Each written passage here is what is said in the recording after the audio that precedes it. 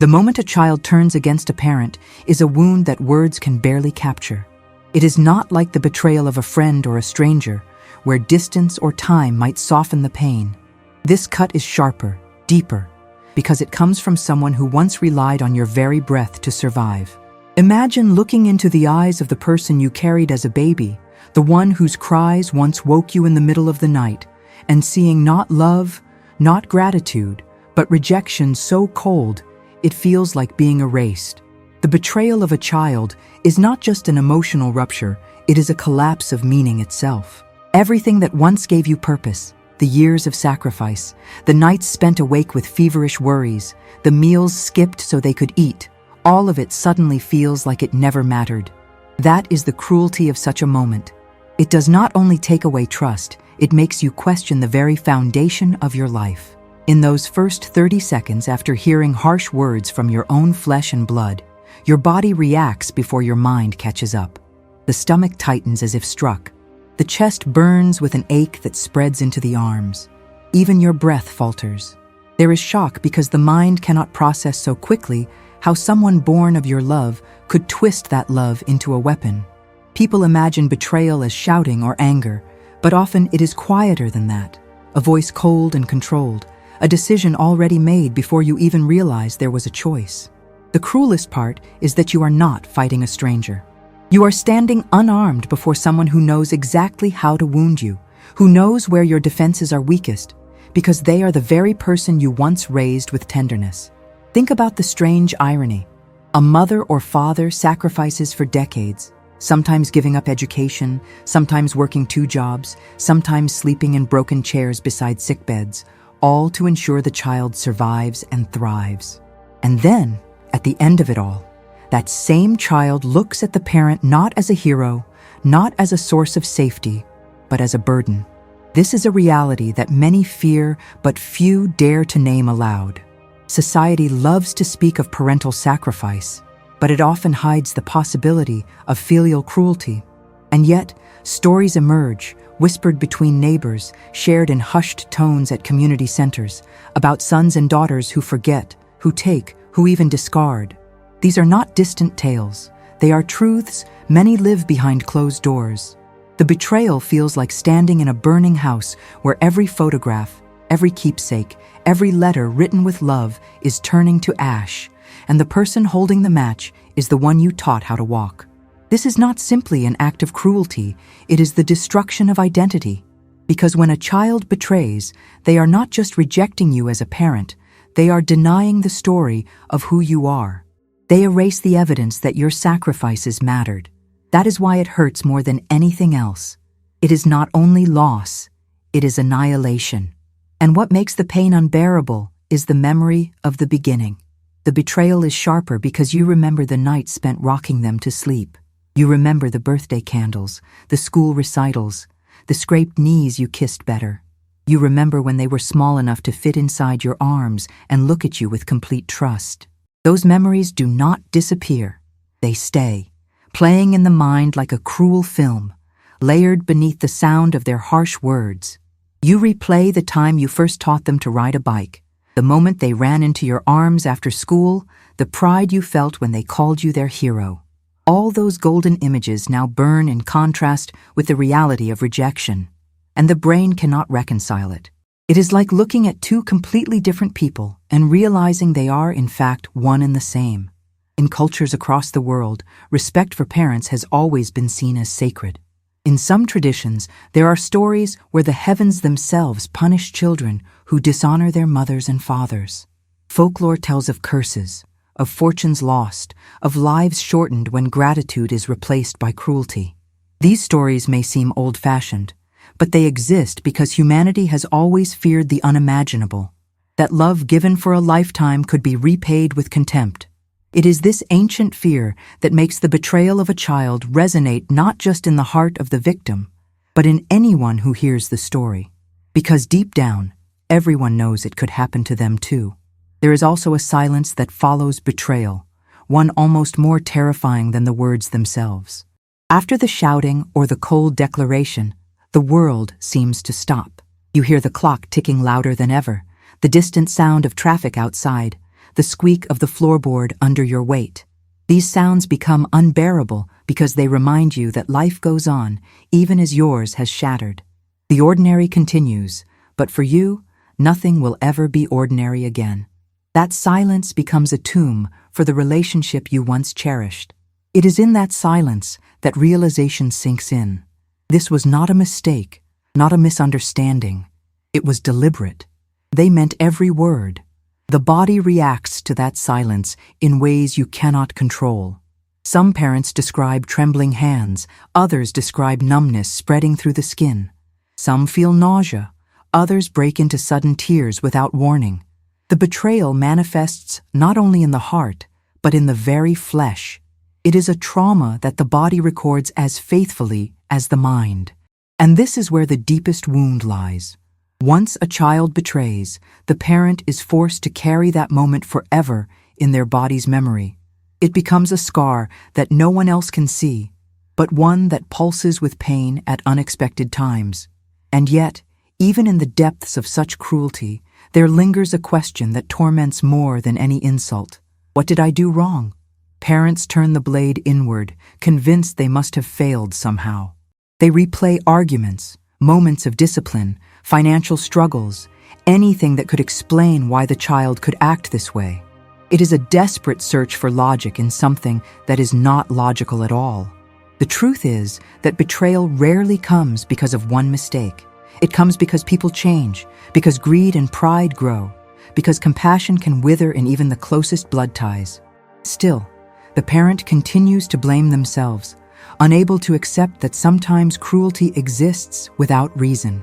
What grips the heart is the realization that betrayal by a child is not just a personal tragedy, but a societal mirror. It reflects how easily the elderly are discarded, how quickly gratitude can evaporate in a culture obsessed with independence and wealth. It shows how fragile the bonds of family can be when tested by selfishness. And it forces everyone watching to ask the question they dread most. If it happened to them, could it one day happen to me? That is the unspoken terror that lingers long after the story ends. If this story touched your heart, share your thoughts in the comments below. Have you ever witnessed or experienced something like this? Your voice matters here. And if you want to walk with us through more stories that deserve to be heard, don't forget to subscribe to the channel. A house is never just a structure made of bricks, wood, or stone. It is a living archive, a silent witness to decades of laughter, arguments, whispered secrets, and tears shed in the privacy of rooms that belong to no one else. Every wall carries the echo of voices that once filled it. Every corner holds memories so vivid that even long after the furniture is gone, you can still sense the presence of what once was.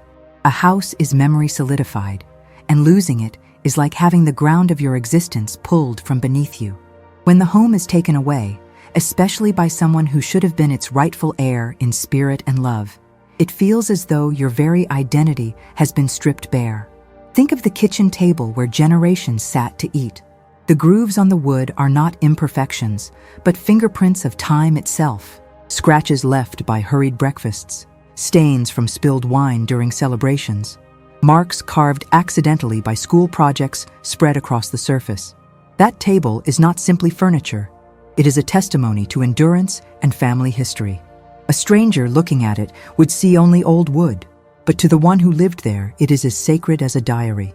And yet, when betrayal arrives in the form of betrayal from a child, those sacred objects are treated like junk, tossed into trucks as though they carried no meaning at all. The air of a home carries its own smell. Not perfume, not detergent, but a unique mixture of decades of meals cooked, clothes washed, babies raised, winters endured, and summers survived. People who leave their homes for months return and immediately recognize that familiar scent.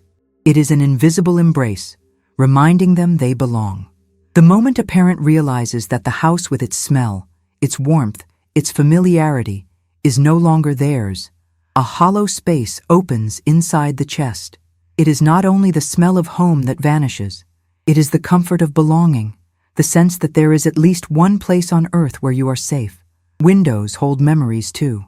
The way the morning sun used to stream through the curtains, lighting the floor in golden rectangles. The way rain sounded against the glass during storms, as if the house itself was protecting those inside.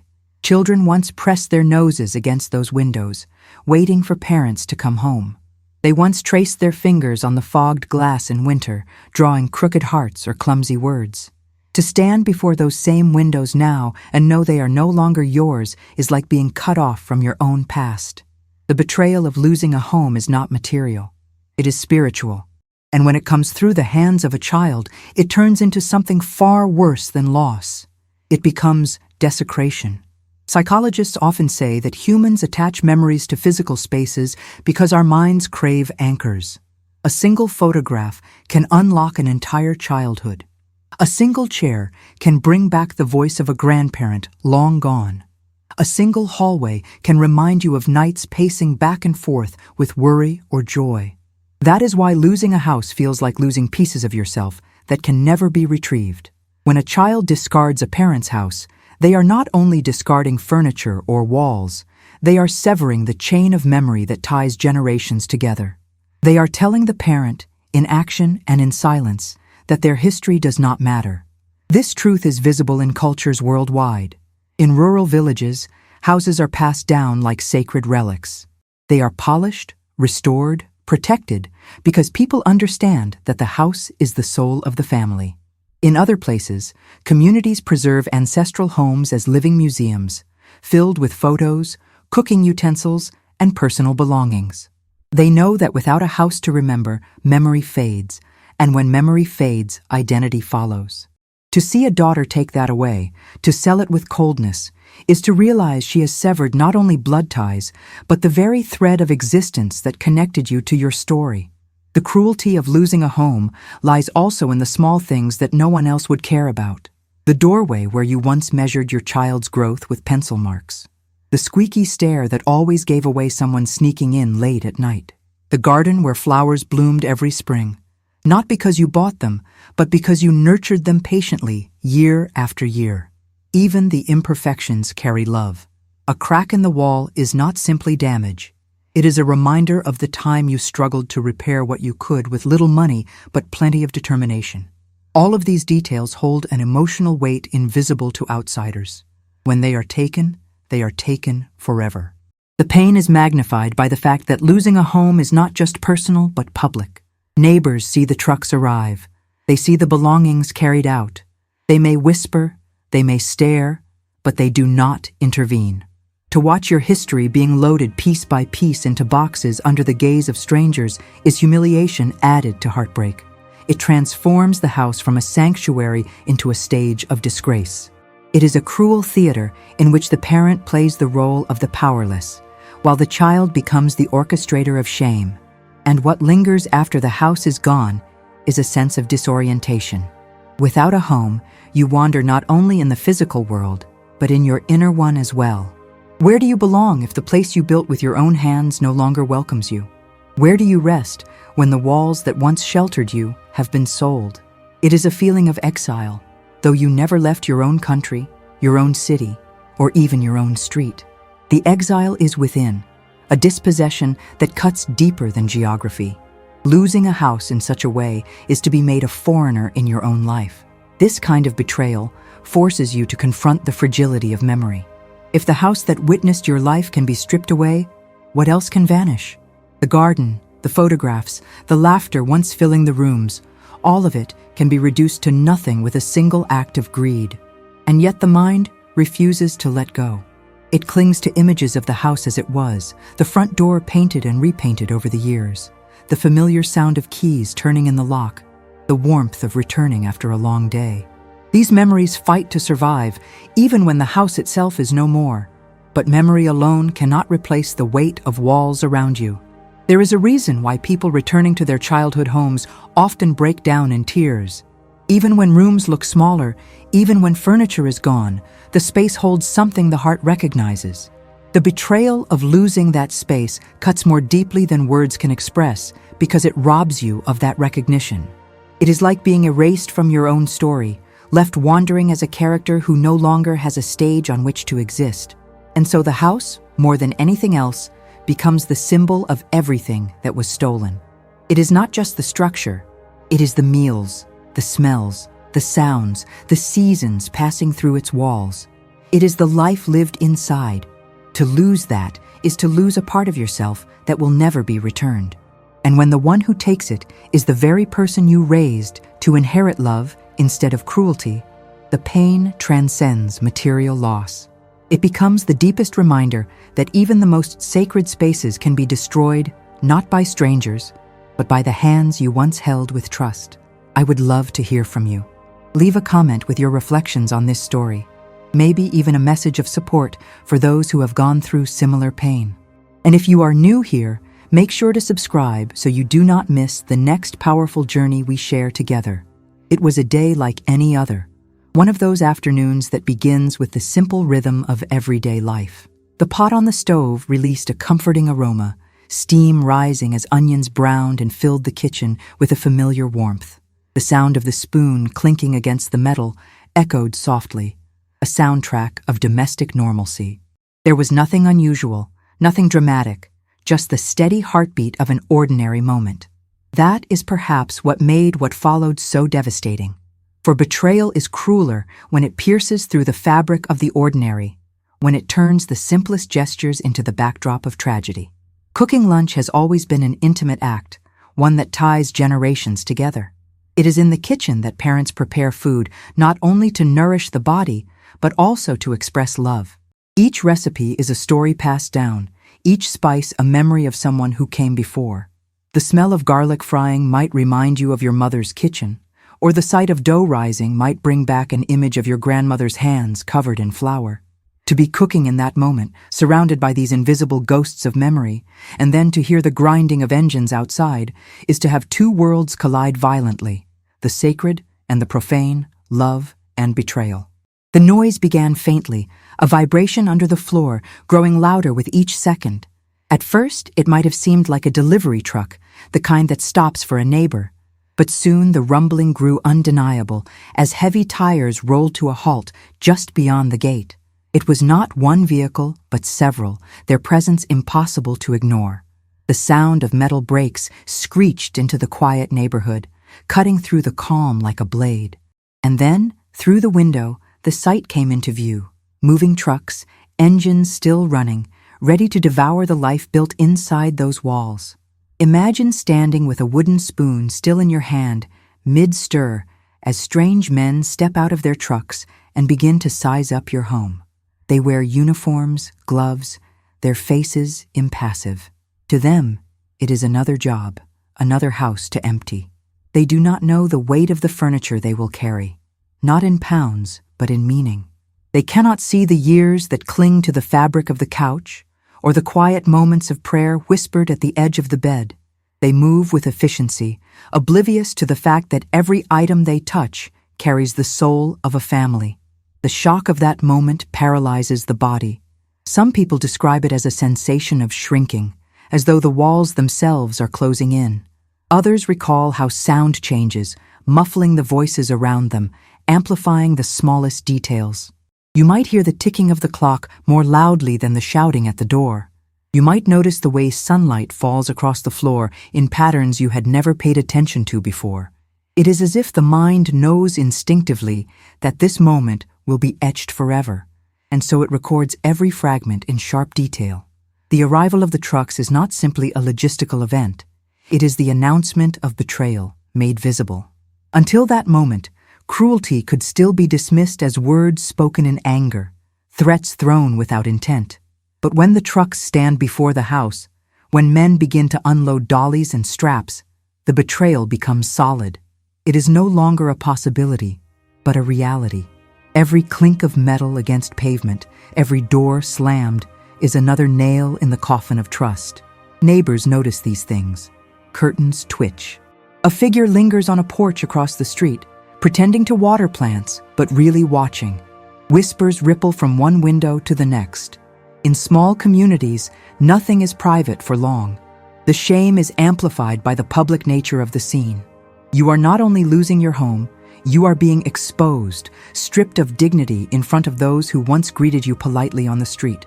This humiliation has its own sting, because the betrayal is no longer confined within family walls. It is displayed, almost performed, before an audience of silent witnesses. What makes this moment even more surreal is the clash between the ordinary and the catastrophic. The food on the stove continues to simmer. The rice still cooks. The vegetables still need stirring. The body is pulled between finishing the act of care and acknowledging the destruction unfolding outside. There is a cruelty in this overlap, as though life itself refuses to pause for grief. It continues relentlessly, mocking the person caught between lunch and loss. Later, when remembering, the smell of that meal may forever be associated with the sound of trucks and the ache of betrayal. Anthropologists often speak about the significance of food in marking transitions. Weddings, funerals, holidays all revolve around shared meals. To have lunch interrupted in such a way is to have a ritual of belonging shattered. The kitchen, the place where love is supposed to be tangible, becomes the place where loss begins. Every taste, every aroma becomes poisoned by memory. The betrayal seeps even into the senses, ensuring it will never be forgotten. The image of men carrying boxes is haunting. A stranger lifting the armchair where you once held your child, another stacking the plates that served countless family dinners, another rolling away the bed where you once dreamed of better days. These are not just items being moved, they are pieces of a story being erased. Each box that disappears into the truck feels like a chapter torn from a book you can never rewrite. And the final insult is that you are forced to stand there and watch, powerless, while your own history is dismantled in front of your eyes. There is a deep human instinct to protect the spaces we inhabit.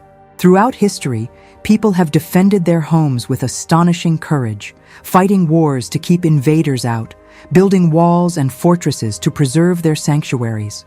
To see a home emptied not by strangers from outside, but by the will of someone within the family, is to experience an invasion from the inside. It violates not only the walls, but the very trust that those walls symbolized. The betrayal here is double. You lose the house, and you lose the assurance that blood ties mean safety. And as the last spoonful of food remains uneaten on the stove, as the trucks roar with life outside, the realization dawns. This is no accident. This was planned. The betrayal has been carried out not in haste, but with intention. Papers were signed, contracts drawn, arrangements made. The betrayal was not a moment of anger. It was calculated, organized, executed with precision. That knowledge burns deeper than the sight of the trucks themselves. It confirms that the cruelty was not spontaneous, but deliberate, and that is what lingers longest in the heart. What part of this story resonated most with you? Write it in the comments, because your words can inspire and comfort others who read them. And while you are here, click subscribe and join our growing community of people who believe every story deserves to be told. The word itself is simple, only 5 letters, spoken quickly, but when it is hurled like a weapon, it carries the weight of centuries of fear. Asylum. For some, it might sound like a neutral term, a place for care, a solution for the elderly who cannot live alone. But for those who have lived long enough to see friends locked away behind those doors, the word carries a different resonance. It means abandonment. It means being treated as a burden rather than a person. It means the slow decay of dignity, not because of illness or weakness, but because society has decided you no longer belong in your own life. The cruelty of that word lies not only in what it describes, but in how it is delivered. When it comes from the mouth of a stranger, it wounds. When it comes from the mouth of your own child, it destroys. The echo of it stays in your ears long after the shouting stops. It repeats itself in your dreams. It claws at your waking hours. It is no longer just a place on the edge of town. It becomes a threat that stalks your every thought. Each time you pass by a gray building with barred windows, you feel it pressing closer. Each story you hear about neglect in nursing homes becomes a prophecy directed at you. There is a particular terror in being discarded while still alive. Death is one thing. It is final, inevitable, and though it brings sorrow, it is not a punishment delivered by those you love. But to be sent away to an institution by your own blood is a kind of social death, one where you still breathe, still think, still feel, yet are treated as if you are already gone. It is exile without travel, a banishment carried out not by kings or governments, but by the very people you once carried in your arms.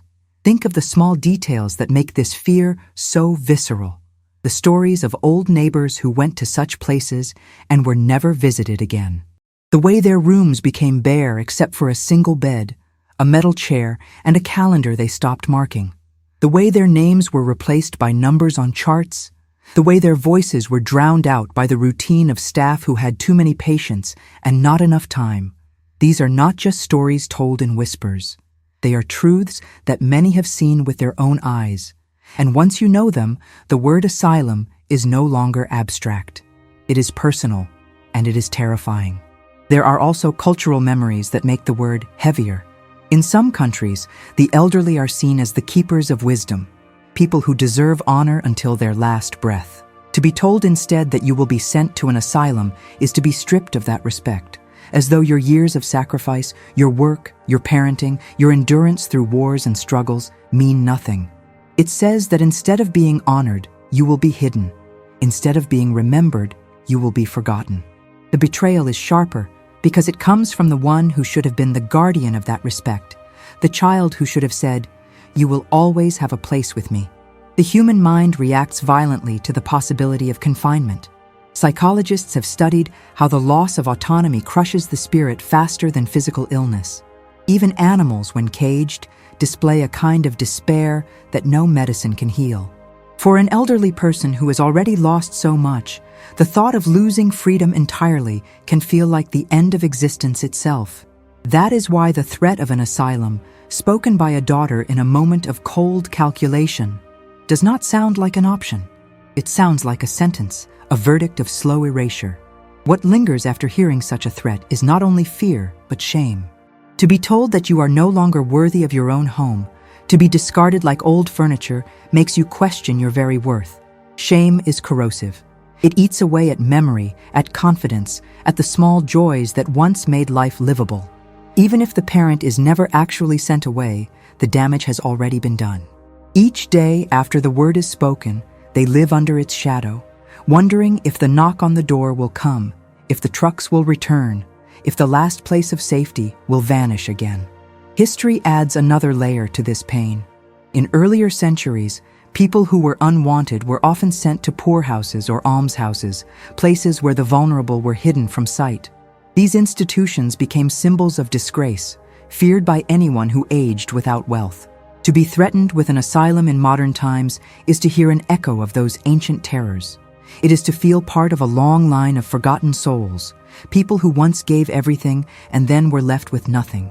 The word is small, but it carries the entire weight of that history in its syllables. The cruelty is multiplied when the threat is delivered not in private, but in the middle of a confrontation, when the neighbors can hear, when the humiliation spreads beyond walls. It turns the parent into a spectacle, an object of pity or gossip. Betrayal in private is devastating, but betrayal made public becomes unbearable. The parent who hears that word shouted at them in front of others is left not only broken, but stripped of dignity. That stripping of dignity is perhaps the deepest wound, because dignity is what allows us to stand tall even when the body bends with age. To take it away is to take away the last shield a person has. And yet, even in the face of such cruelty, the heart resists. It remembers the weight of the child as a newborn, the nights of sacrifice, the pride of small achievements. The heart wants to argue, to cry out, to ask why. But the word has already been spoken. It cannot be undone. It sits heavy in the room like smoke that refuses to clear, like an accusation that cannot be answered. And as it lingers, it changes everything. The home no longer feels like a sanctuary. The kitchen no longer feels safe. Every object, every corner, becomes tainted by the sound of that word. What was once familiar is now marked by fear. The power of language is rarely more evident than in moments like this. A single word can destroy trust built over decades. A single word can reduce a parent to silence. And in that silence, something dies. It is not the body, not yet, but the bond, the invisible thread that once tied parent and child together. It snaps in the instant the word is spoken, leaving behind only the echo of what once was. And as the echo fades, so too does the certainty that love is enough to protect against cruelty. That realization is what cuts deepest, and what continues to haunt long after the shouting has ended.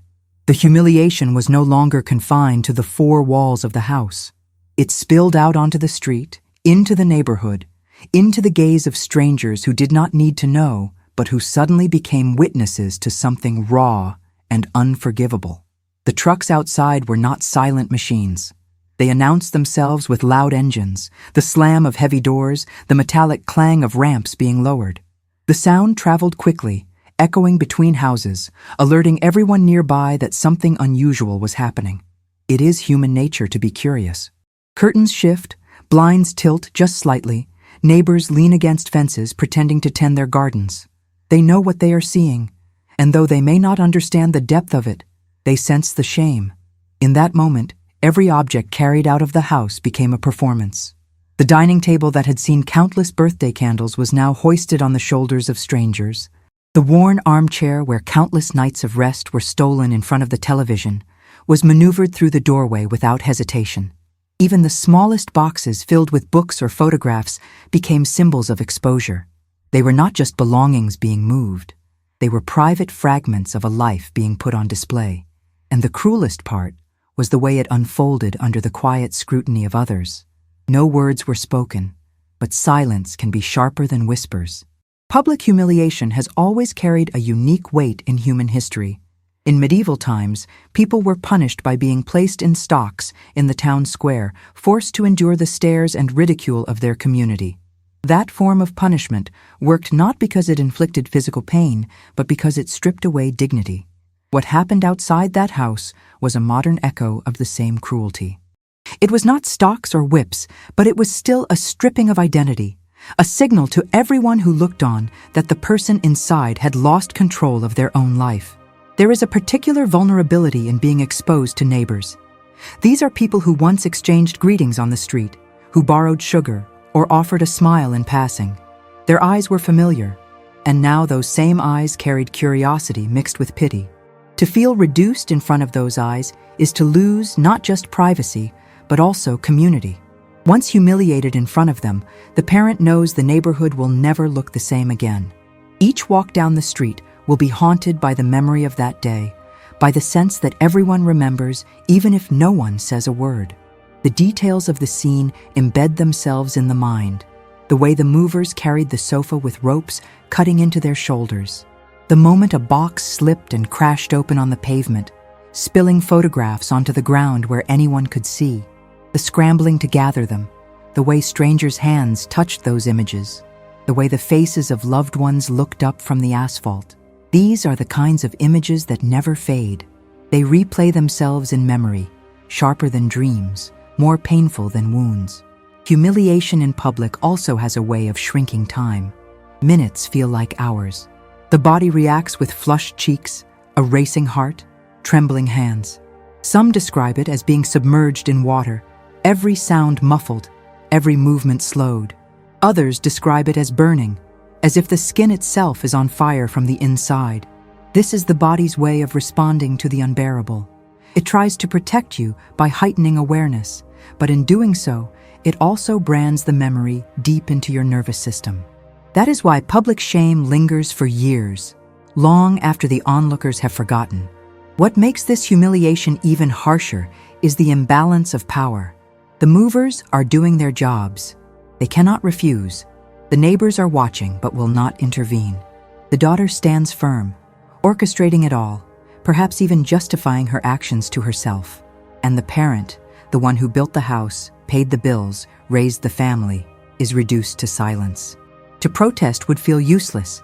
To cry out would feel like begging, and the presence of an audience makes dignity even harder to maintain. So the parent stands, rooted to the spot, watching a lifetime being carried away while powerless to stop it.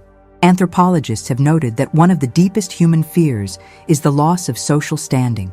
Even more than poverty or pain, people dread becoming objects of ridicule or pity. Communities thrive on respect, and once that respect is taken, it can never be fully restored. That is why the humiliation of being exposed in front of neighbors is so devastating. It is not only a personal wound, it is a social exile. It signals that you are no longer equal among your peers, that you are diminished, that you have been reduced from participant to spectacle. The cruelty of this moment does not end when the trucks drive away. It lingers long after, etched into the geography of the neighborhood itself. The street becomes haunted. The sight of a neighbor's face becomes unbearable. The sound of footsteps outside reminds you of the silence that followed the chaos when the trucks were gone, but the shame remained. It is inescapable because it is woven into the place itself, and each reminder deepens the wound, ensuring that the humiliation is not a single event, but an ongoing experience. This is what makes public betrayal so corrosive. It takes away the safe illusion that suffering can remain private. It exposes the deepest vulnerabilities to eyes that were never meant to see them. It transforms a personal tragedy into a communal memory. And when it is orchestrated by one's own child, it becomes a humiliation that cannot be explained away, cannot be softened, cannot be undone. It becomes the point at which shame and betrayal fuse into one, leaving behind scars that will mark every step taken afterward. There is a particular kind of pain that comes from looking into the face of your own child and seeing not tenderness, not gratitude, but hardness. It is the face you once knew so well, the face you cradled as a newborn, the face you kissed goodnight 1,000 times. And yet now, in adulthood, it is unrecognizable. The softness of innocence has been replaced by the sharp lines of disdain. The eyes that once lit up when they saw you now avoid yours or look straight through you with indifference. It is a transformation that feels unnatural, almost monstrous, because how can the same child you taught to speak use their voice now to condemn you? Memory is the cruel companion in these moments. The mind refuses to let go of what once was. You remember the first smile, the first laugh, the way their tiny fingers curled around yours with complete trust. You remember patching up scraped knees, rushing to schools for forgotten lunches, standing in the cold rain, waiting for practice to end. You remember how they once cried out for you in the middle of the night and would not be comforted until you held them close.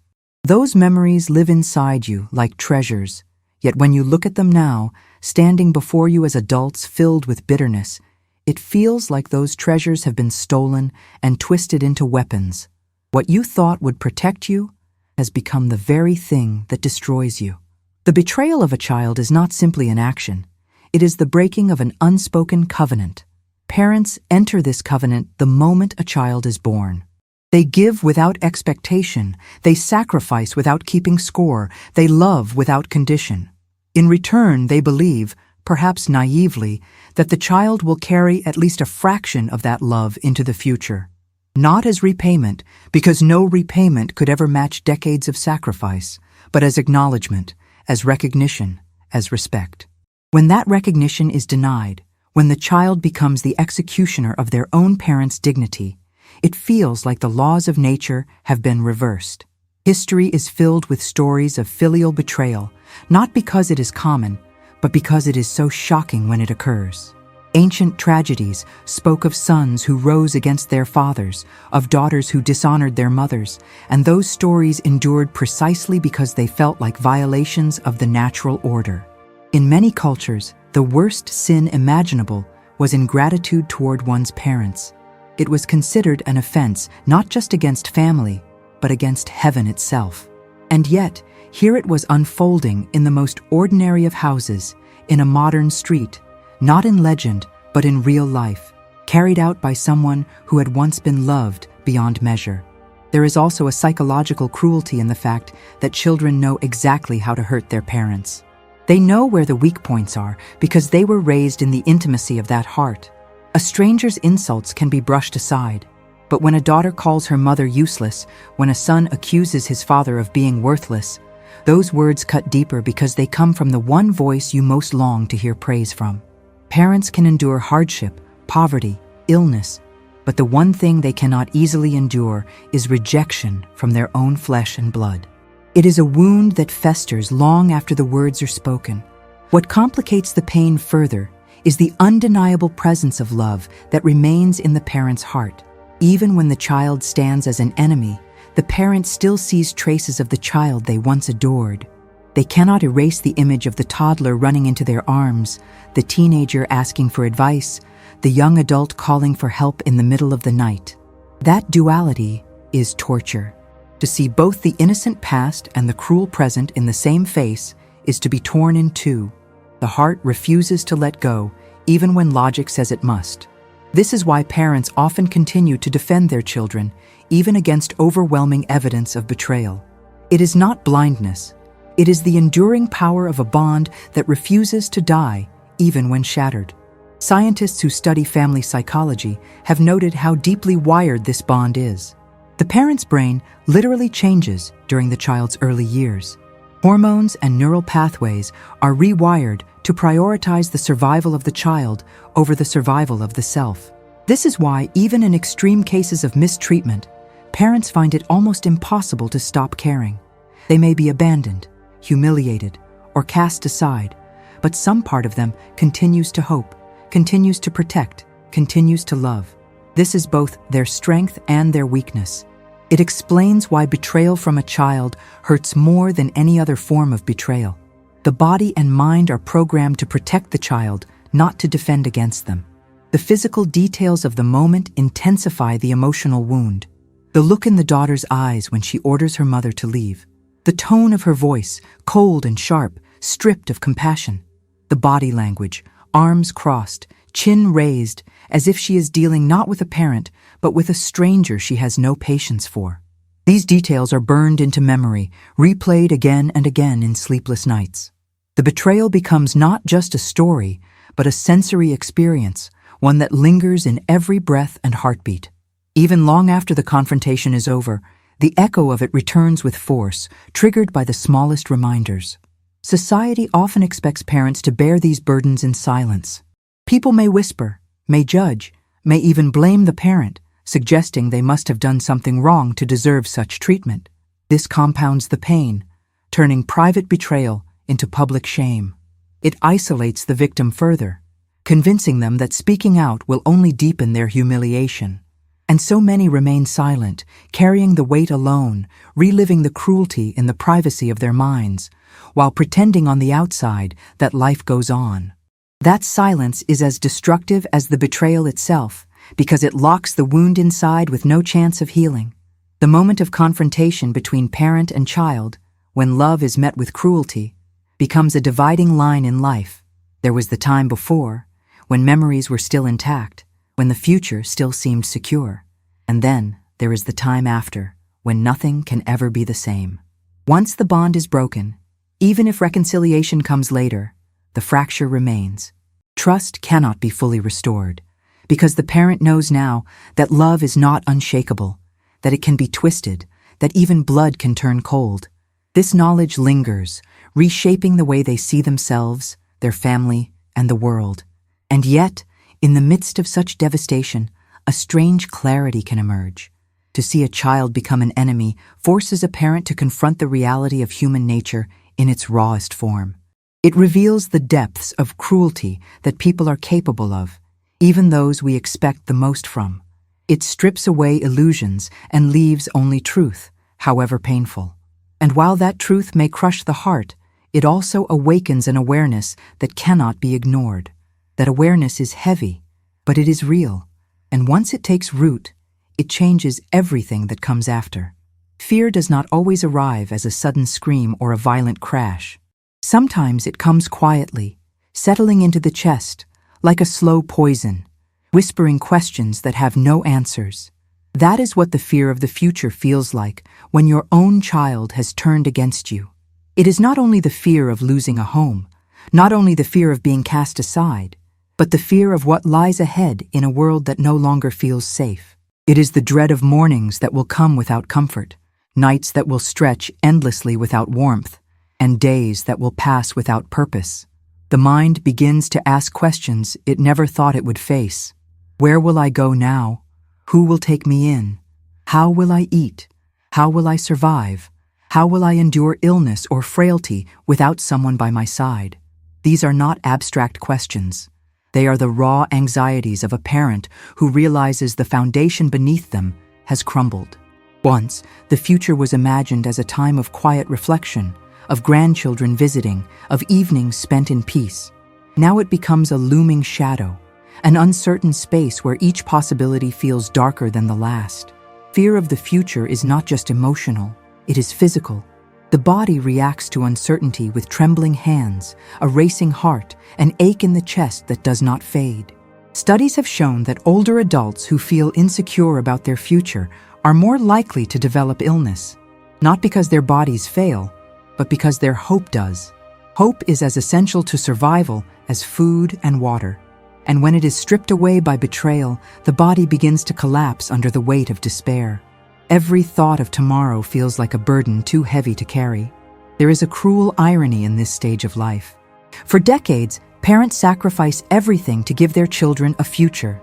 They work long hours, endure sleepless nights, save every penny, all with the vision that their child will be safe and secure. But when that child turns against them, the parent is left with no safety net, no protection. The roles that should have reversed with age never do. Instead of the child stepping in to provide care, the child steps away, leaving the parent to face the unknown alone.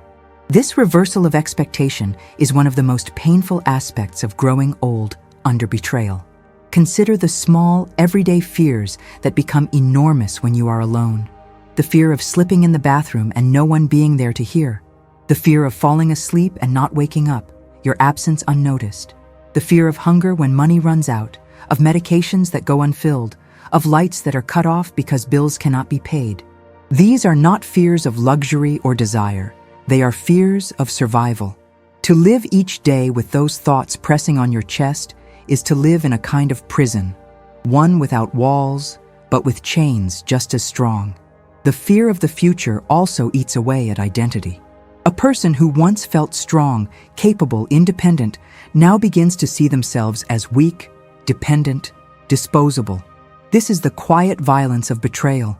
It does not only take away a roof or a bed, it takes away the sense of self.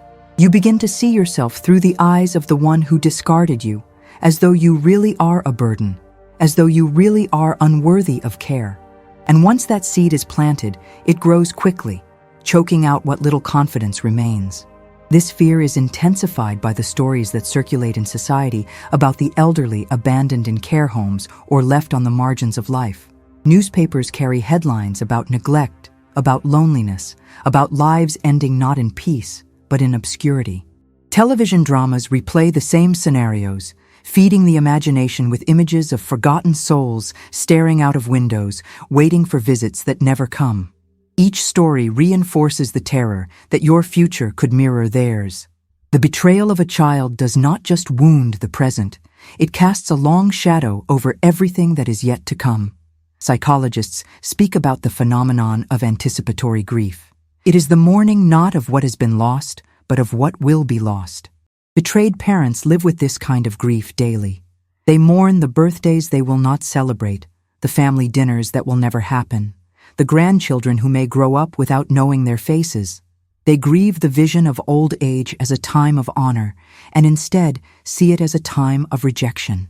This grief begins long before death, turning each day into a rehearsal of loss. And yet, beneath all of this fear, there remains a flicker of instinct, the primal drive to survive. Even as the mind imagines the worst, the body searches for solutions, for alternatives, for the strength to endure. It is fragile, but it exists. The parent may tremble, may weep, may feel paralyzed by dread, but deep inside there is still a refusal to give up entirely. It may be faint, but it is there. And that faint refusal, that small ember of resistance, is what keeps them moving, even when the future looks like nothing more than a darkened road. The fear of the future is therefore not a single emotion but a storm, a mixture of grief, shame, anxiety, and stubborn survival. It overwhelms the senses, corrodes the heart, and makes every moment feel heavier than the last. But within that storm, there is also a strange clarity. It reveals just how fragile human bonds can be, how quickly love can be twisted, and how vulnerable we all are to the cruelty of those we trust most. That realization is as terrifying as the fear itself, because once it takes hold, it changes not only the way you see the future, but the way you see the very nature of family. Loneliness in old age is not simply about being alone in a room. It is about the gradual disappearance of every anchor that once made life feel meaningful. Friends who shared decades of memories are no longer there to answer the phone. Siblings who once stood by your side drift away with time, illness, or death. Children who should have become companions in your final years choose distance or cruelty instead. Loneliness becomes not a passing emotion, but a daily presence, heavy and suffocating, wrapping itself around you with an unshakable grip. There is a unique cruelty in the silence that fills the house once everyone is gone. During the younger years, silence was rare, sometimes even desired. The noise of children running, doors slamming, laughter in the kitchen made silence seem like a gift. But in old age, silence changes. It no longer soothes, it taunts. Each tick of the clock feels louder, each creak of the floor sharper. The absence of voices becomes almost physical, pressing against the ears until the mind begins to imagine echoes that are not there. Loneliness in this form is not peaceful. It is a reminder of abandonment with every breath. Studies have shown that loneliness in the elderly is as dangerous as chronic illness. Researchers compare it to smoking several cigarettes a day in terms of its effect on health. It raises blood pressure, weakens the immune system, and accelerates cognitive decline. But beyond the statistics lies the lived experience. The elderly person left alone begins to question their own worth. If no one visits, if no one calls, if no one cares whether they wake up in the morning, what value does their life truly hold? This is the cruel question loneliness asks again and again until even the strongest spirit begins to bend under its weight. The betrayal of a child intensifies this loneliness in ways that outsiders cannot fully understand. It is not just the absence of company, it is the presence of rejection. To be ignored by strangers is one thing, but to be cast aside by your own blood is another. The parent sits in an empty house not because fate decreed it, but because the very person they raised has chosen it. Every empty chair becomes an accusation. Every untouched plate on the table becomes a reminder of the meals that will never be shared.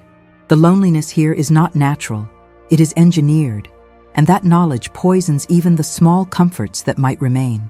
There are stories told in communities of elderly neighbors who keep their curtains open late into the night, leaving a single light burning in the window. It is not because they need the light. It is because they hope someone will see it. Someone will remember they exist. These small acts of resistance against loneliness are heartbreaking in their simplicity. A parent who has been betrayed might do the same, leaving the door unlocked just in case someone decides to walk in, keeping the phone close to the bed in case it rings. Each small ritual is an attempt to fight the crushing weight of solitude, but it also reveals how deeply the wound of abandonment has settled in. Loneliness also changes the way time is experienced. Days stretch endlessly, blurring into one another until the calendar loses meaning. Morning and evening become interchangeable because there is no one to mark the hours with conversation or shared routine. The parent who was once busy with responsibilities now measures life not in events, but in waiting. Waiting for a knock that never comes. Waiting for a voice that never calls. Waiting for the sound of footsteps that never arrive. Waiting becomes the essence of existence, and with it comes despair. Cultural traditions often emphasize family gatherings as protection against this very despair. Sunday dinners, holiday celebrations, birthdays, all are designed to remind the elderly that they are not forgotten. When betrayal removes these rituals, it leaves behind a void that no casual friendship can fill.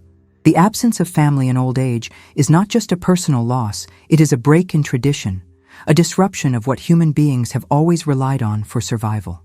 In every society, the family was meant to be the shield against loneliness.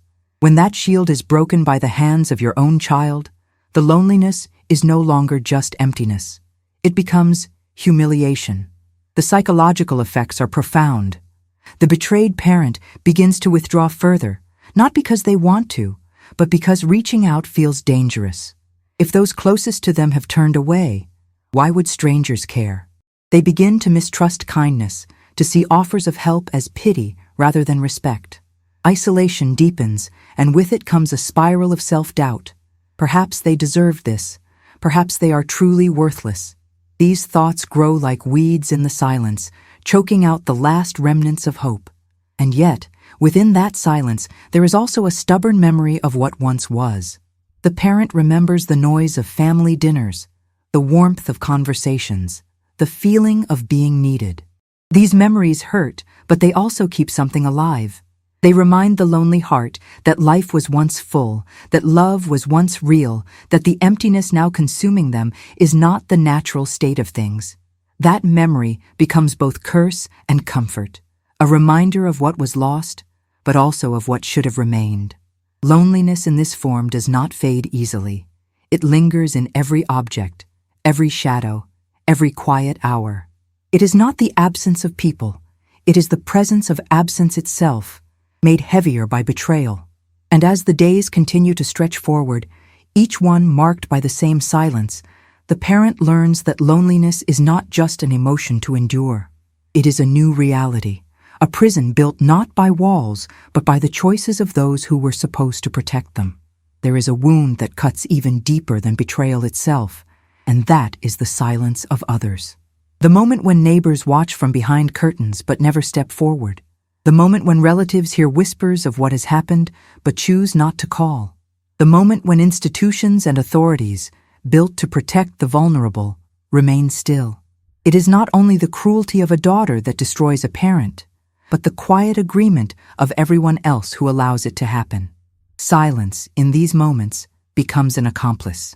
It does not strike with words. It does not bruise with hands, but it bruises nonetheless, leaving a mark that lingers longer than noise ever could. The human instinct in the face of injustice should be to intervene. History is full of examples where voices raised in defense change the course of lives. And yet, when it comes to the elderly, society often looks away. It is easier to believe that family matters are private, that stepping in would be meddling, that perhaps the parent brought this upon themselves. These excuses become a wall behind which indifference hides. For the victim, that wall feels impenetrable. They are left to face humiliation alone, abandoned not only by their child, but by a world that prefers comfort over courage. There is a unique cruelty in seeing people witness your suffering and turn their eyes away. To stand on your doorstep as your belongings are carried out and to notice the faces of neighbors, eyes flicking quickly toward you before lowering to the ground, is to realize you have been made invisible. It is not that they cannot see, it is that they choose not to see. That choice cuts like a blade. It tells you that your pain is not worth the risk of their discomfort, that your dignity is not worth their courage. Sociologists call this the bystander effect. When more people witness an act of injustice, the less likely each person feels responsible to intervene. They tell themselves someone else will act, someone else will speak, someone else will help. In the end, no one does. And so the victim stands alone in the center of a silent crowd, stripped not only of their home and their family, but of the belief that others might step forward in their defense. Silence is not neutral. It is a choice, and for the one suffering, it feels like betrayal multiplied. There are countless stories that echo this truth. An elderly woman forced out of her home by her own children while neighbors shook their heads but said nothing. An old man taken to a care facility against his will while relatives avoided confrontation for fear of family conflict. These stories are not rare, though they are rarely told out loud. They reveal an uncomfortable truth about society. We are willing to condemn injustice in the abstract, but when it happens on our street, we turn away. That turning away becomes a second wound for the victim, a reminder that abandonment is not only personal, but collective. The silence of relatives is often even sharper. Aunts, uncles, cousins, who once filled family gatherings with laughter, now fall quiet. Some avoid the situation entirely. Others convince themselves it is not their place to interfere. They might whisper their sympathy in private, but do nothing in practice. For the betrayed parent, this silence is unbearable. It means that the family tree, once imagined as a source of strength, has withered. Branches that should have provided shelter offer no protection. Instead, they stand back and watch the roots of loyalty being cut, piece by piece, without protest. Institutions, too, are complicit in their silence. Social workers overloaded with cases do not come. Legal protections require paperwork, signatures, hearings that move too slowly to matter. Churches or community centers that once preached compassion remain quiet for fear of scandal. The betrayed parent learns quickly that promises of protection are often illusions, that the machinery of society moves sluggishly when it comes to defending the elderly. By the time action is taken, if it is taken at all, the damage is already complete. Silence, once again, has done its work. Psychologists note that silence can be more damaging than words. An insult shouts its cruelty, but silence whispers it endlessly. When no one speaks up, the victim internalizes the idea that perhaps they are not worth defending. This thought becomes poison, feeding self-doubt, corroding self-esteem. It is not just the daughter's voice that plays in the mind, but the absence of all other voices, the empty chorus where compassion should have been. That emptiness echoes louder than cruelty itself, because it suggests that the world agrees with the abuser. The physical toll of this silence is profound. Loneliness deepens, blood pressure rises, depression takes root. The betrayed parent might stop eating properly, stop sleeping, stop caring for themselves because they feel no one cares whether they live or die. Medical studies show that social rejection activates the same regions of the brain as physical pain. Silence, therefore, is not an absence of harm. It is harm itself, carried out invisibly but felt with every heartbeat. And yet within that silence, something becomes clear. The betrayed parent realizes that love and justice cannot be assumed, that the support of community is fragile, that the loyalty of relatives can crumble. This realization is devastating, but it is also undeniable. It strips away illusions, leaving behind a harsh truth. Sometimes the worst suffering is not inflicted by the loudness of cruelty, but by the quietness of those who refuse to act. And that truth, once learned, changes forever the way the world is seen. Old age was never meant to be a crime, yet in the eyes of those who see the body only as frailty, it is treated as one. The weight of betrayal is amplified by the cruel perception that aging itself turns a person into a burden. Wrinkles that tell the story of decades of survival are seen as flaws. Slower steps, once earned through years of labor, are interpreted as weakness. The hands that once worked tirelessly to feed, clothe, and protect now tremble slightly, and instead of being kissed in gratitude, they are dismissed as useless. This is the twisted cruelty of a child who looks at their parent not with love, but with calculation, as though their body has been reduced to numbers, expenses, inconveniences.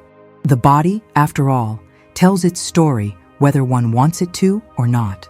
The scars from childbirth, the marks from years of hard labor, the stiff joints from mornings spent working before the sun rose. Every sign of aging is a testimony of sacrifice. Yet in the moment of rejection, those signs are no longer honored. They become the justification for abandonment.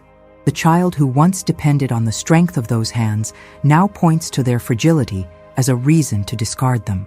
It is a reversal that feels both unnatural and brutal, because it denies the truth that every wrinkle, every weakness was earned in service to the very child who now rejects it. There is a long history of cultures wrestling with how to view the aging body.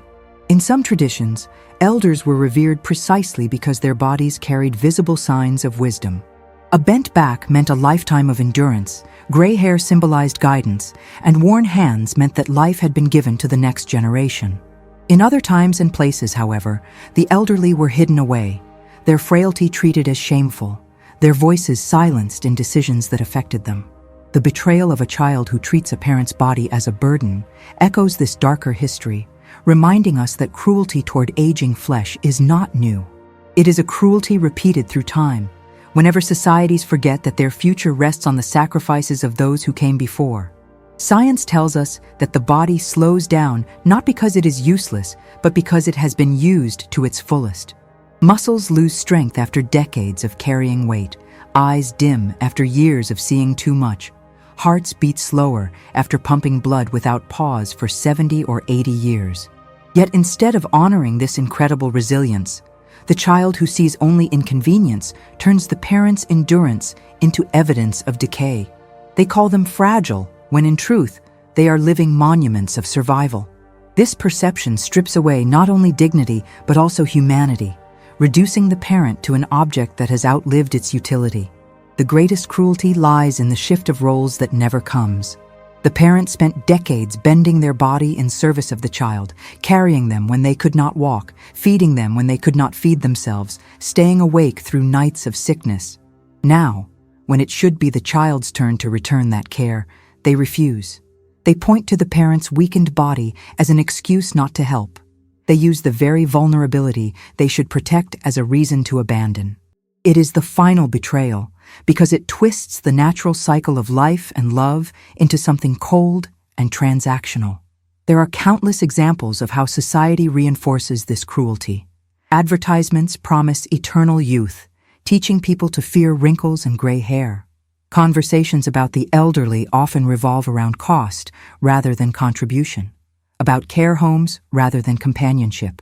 Even medical systems can sometimes treat older patients as less worthy of aggressive treatment, as though years lived diminish the value of years remaining. A parent betrayed by their child feels this collective judgment pressing down on them, confirming what they already fear, that their body is no longer seen as sacred, but as expendable. The psychological effect of being treated as a burden is devastating. Studies have shown that older adults who feel like a weight on their families are more likely to experience depression, more likely to stop taking care of themselves, and more likely to give up hope. It is not illness that breaks them first, but the belief that they are unwanted. A parent who hears from their own child that they are a burden internalizes that message until it seeps into their bones. They begin to move more slowly, speak less often, withdraw further, as if trying to shrink themselves out of existence. Betrayal does not only weaken the body, it convinces the soul to surrender. And yet the irony is cruel. The child who calls their parent a burden was once the heaviest burden of all. As a baby, they demanded endless attention. As a teenager, they required guidance through rebellion. As a young adult, they leaned on their parents' sacrifices to build their own future. The parent carried all of it willingly, without complaint, because love is not measured in weight. To then be told that their own aging body has become too heavy to bear is not only hypocritical, but heartbreaking. It exposes the selfishness at the core of betrayal, the inability to remember that love once flowed in only one direction and that it was never called a burden. The body of the elderly is not a burden. It is a record of resilience, a testimony to survival, a vessel of history. But when betrayal blinds a child to this truth, the parent is forced to live with the cruelest of paradoxes. They are stronger than they have ever been in spirit, yet weaker than ever in the eyes of those who should see them most clearly. And in that contradiction lies a grief deeper than words, a grief that turns every glance in the mirror into a reminder that love has been replaced by rejection, and that dignity has been sacrificed on the altar of selfishness. There are words that pass quickly and fade, and there are words that enter the body like a knife and remain there forever. When a child shouts at a parent with cruelty, the sound does not die when the lips close. It reverberates, echoing in the mind, playing again and again like a broken record that cannot be silenced. The phrase "you will rot in a nursing home" or "you are no longer welcome here" does not remain just a sentence. It transforms into a scar, an echo that reshapes the way every silence is heard, every shadow is seen, every future moment is imagined. The human brain is designed to replay painful experiences more vividly than joyful ones. Neuroscientists explain this as a survival mechanism. We remember the danger so that we might avoid it again. But when the danger comes, not from an accident or a stranger, but from one's own child, the brain has no way to make sense of it. It replays not as a warning, but as a wound.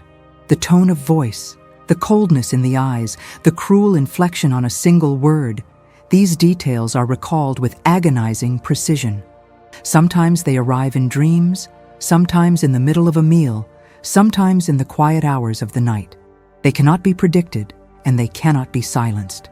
This echo is not just emotional, it is physical.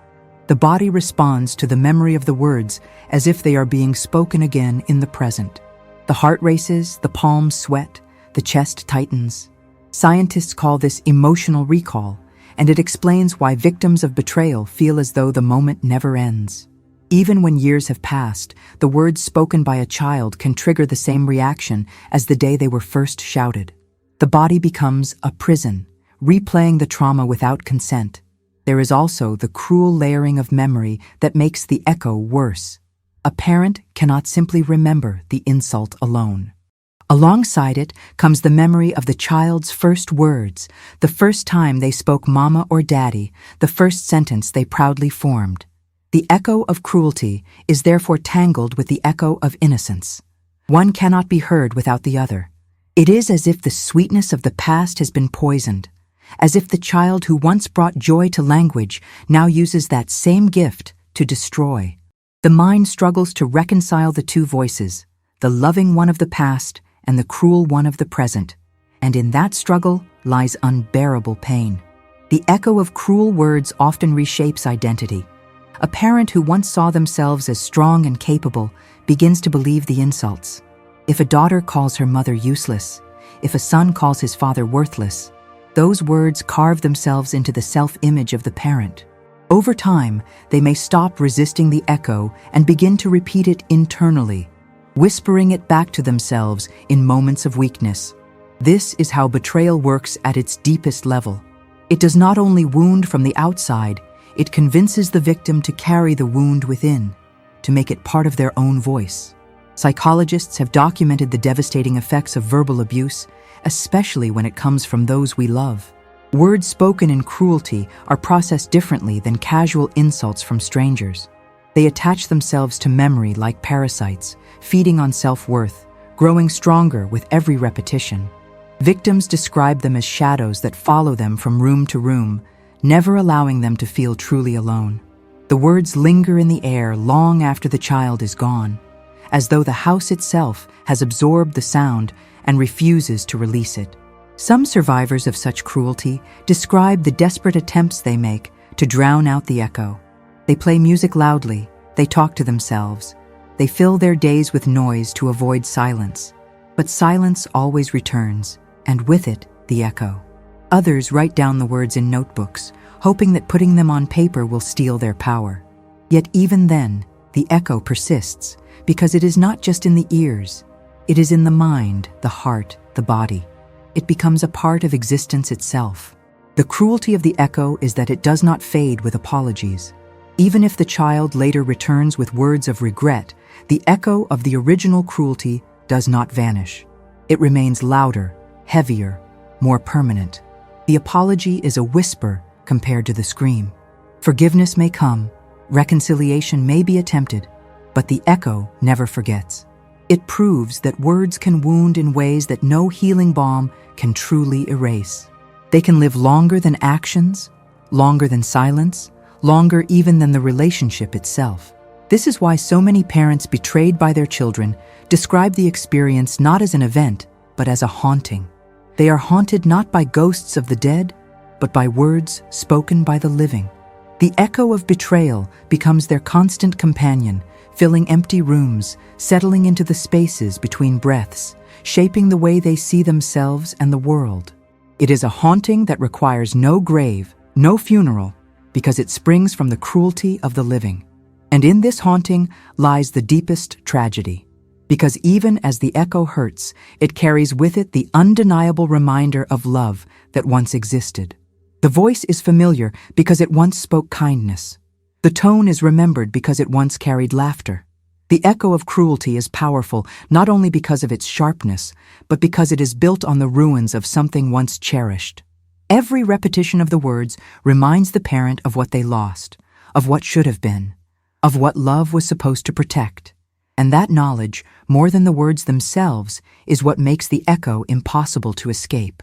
There is a moment, after the shouting fades and the silence settles, when the human spirit must decide whether to break completely or to bend and rise again.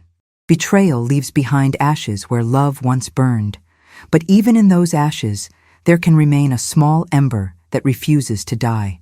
That ember is dignity. It does not erase the pain. It does not undo the wounds, but it whispers to the heart that life is still worth living, that even in rejection there can be strength. Dignity becomes the anchor when everything else has been stolen. For a parent cast aside by their own child, dignity may feel like the last possession left.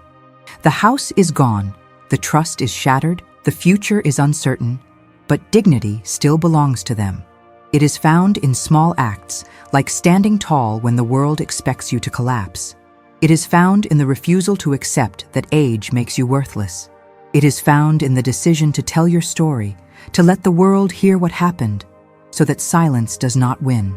Dignity is not given by children or neighbors or institutions. It is chosen, quietly, painfully, in the midst of suffering. This struggle is not just personal. Across cultures and centuries, elders have fought to preserve their dignity when the world tried to take it from them. In some traditions, they became storytellers, passing wisdom through tales when their hands could no longer work. In others, they took on the role of guardians of memory, ensuring that family history would not be lost. Even when betrayed, they found ways to remain vital, to remind the world that survival itself is an achievement worth respect. These examples shine as proof that dignity does not depend on how others see you, but on how you see yourself. Psychologists often speak about resilience in the face of trauma. Resilience does not mean forgetting or pretending the pain never happened. It means carrying the pain without letting it define the rest of your existence. It means turning wounds into testimony, scars into lessons, silence into voice. For a betrayed parent, resilience may come in unexpected forms.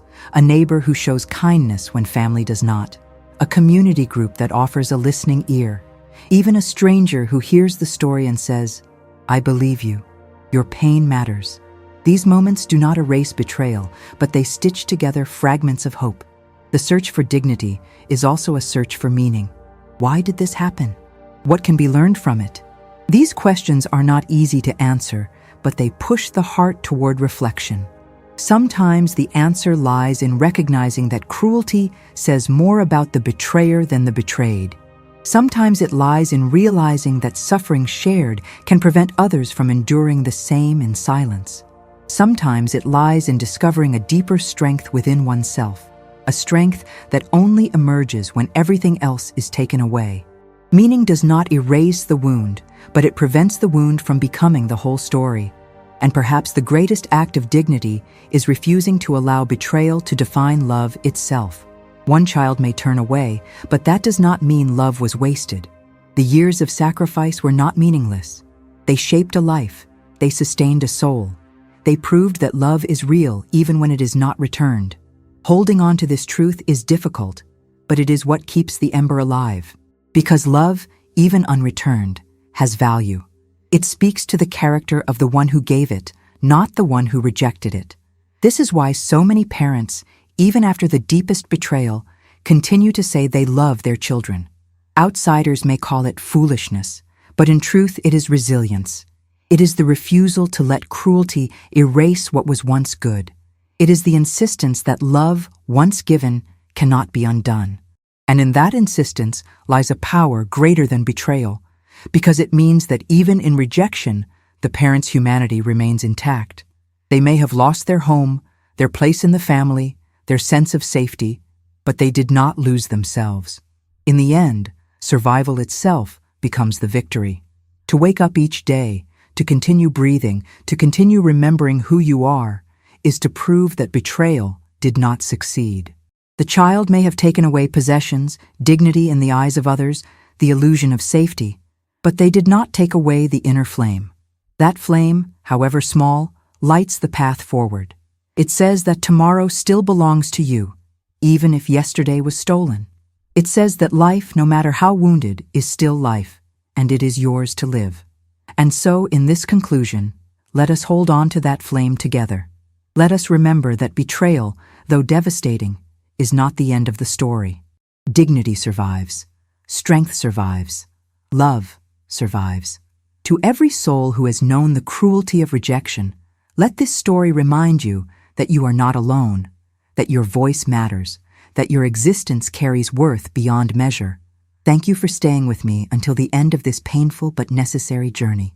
If these words touched your heart, I ask you to reflect, to share, to carry this message forward so that no elder, no parent, no human being has to endure their suffering in silence. Your support helps keep these stories alive, and by keeping them alive, we remind the world that every life has dignity. Before you go, I invite you to continue with me. The next video is already on the screen, waiting for you. In it, we dive deeper into another story that deserves to be heard, another truth that has been hidden too long. Click, watch, and stay with us, because every story told brings us closer to a world where no one is forgotten, and where every voice, no matter how broken, can still rise.